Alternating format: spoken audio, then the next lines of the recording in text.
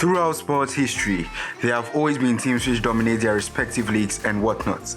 And so is the case for football, specifically the most coveted club trophy in the sport, the UEFA Champions League trophy.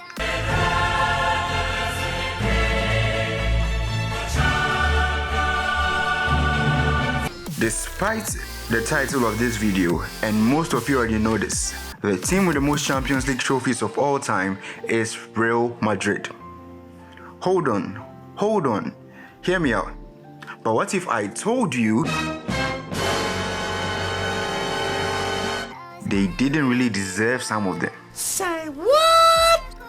Well, we will leave that up to you to decide anyways.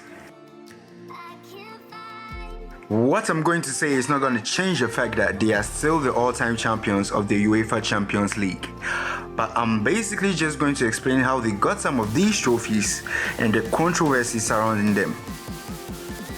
After winning their 13th Champions League, which was also a back-to-back trophy, there have been a lot of criticism or whatever and accusations pressed against them. Almost anytime they even play a game. Perhaps it comes with the territory. The most successful sides are always accused of benefiting from favors, and in Europe, there is no more successful side than Real Madrid. Los Blancos have won the European Cup 13 times, including the first 5 editions of the continental competition, and even back then, their wins were arousing suspicion.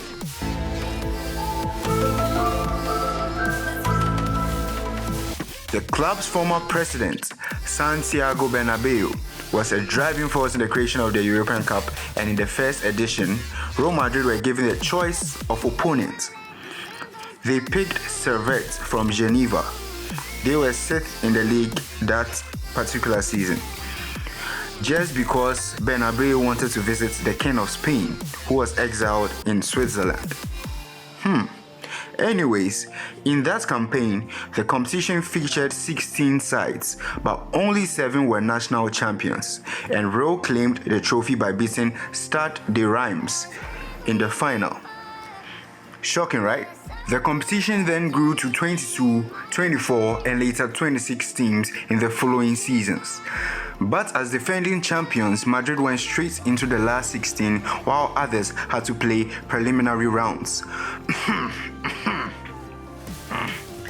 Nevertheless, Los Blancos almost went out in their first tie in 1956-1957, beating Rapid Vienna 4-2 at home before losing the second leg 3-1 in Austria.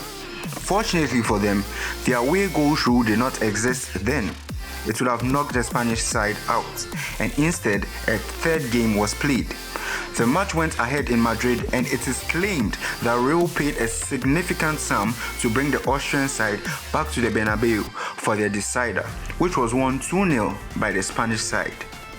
Without that win, Los Blancos would not have been able to triumph in the next 4 competitions because they won the La Liga just twice between 1956 and 1960, and only the champions qualified back then. But they did, and the rest is now history. Real won 5 European Cups before anybody else had even won 1.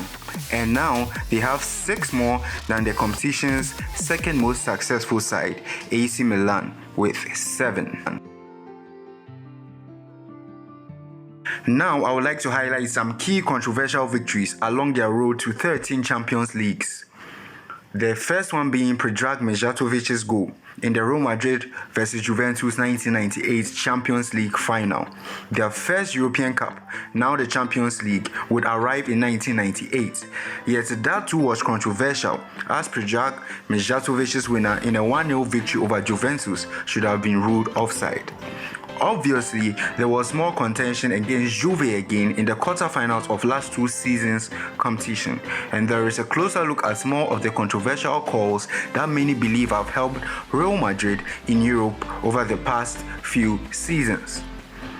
One of them being the Bale foul on Juan Fran before Sergio Ramos' late leveler. the Real Madrid vs Atletico Champions League final 2014. Atletico were seconds away from winning the Champions League in Lisbon after Diego Godin's early goal gave Diego Simeone's side a lead they held on to until the 3rd minute of added time. Sergio Ramos time. The story is well known now.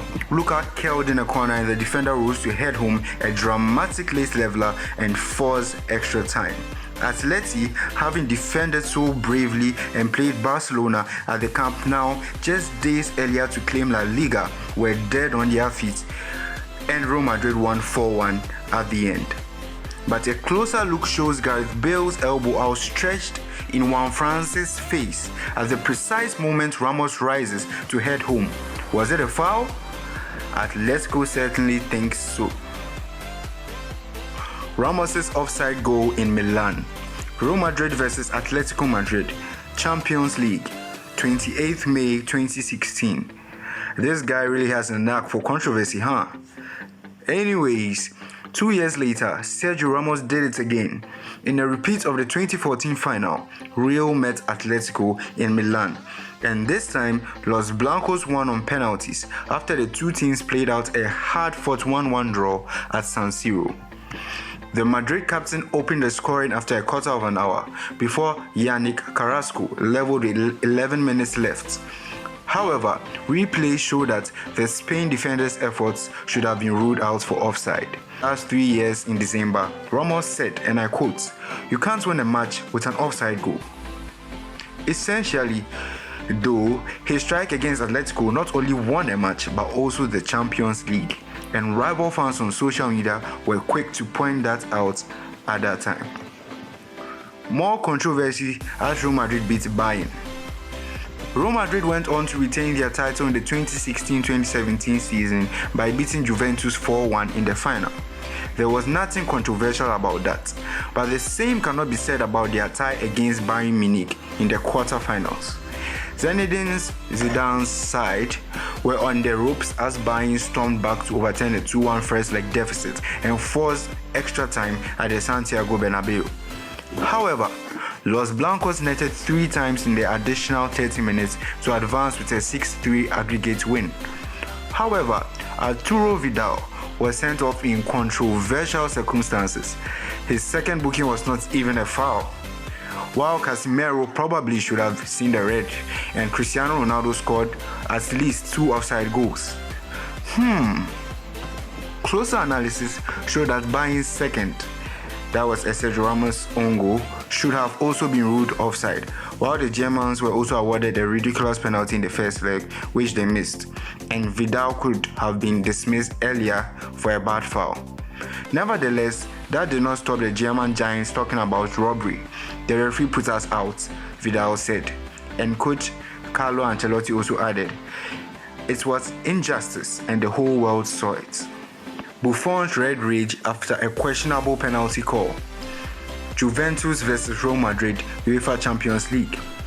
It was a get-out-of-jail free card for Real Madrid after throwing away a 3-goal lead from the first leg against Juventus in the quarterfinals earlier that month.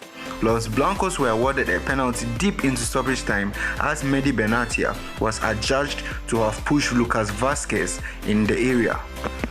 Juve goalkeeper and veteran Gianluigi Buffon was sent off for his furious protests at referee Michael Oliver and raged against the official afterwards, saying, "A human being cannot destroy dreams like that at the end of an extraordinary comeback," he said.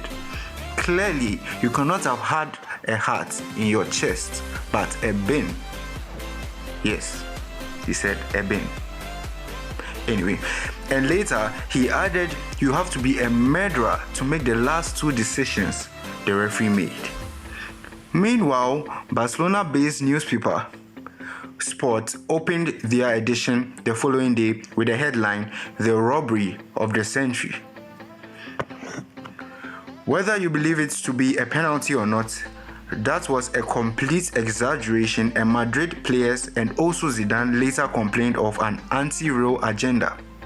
In the eyes of many, however, they had received a helping hand once again. Now, if we were to add all the alleged controversial and fair wins, that would be 9 Champions Leagues that weren't won undisputedly, meaning they would have 4,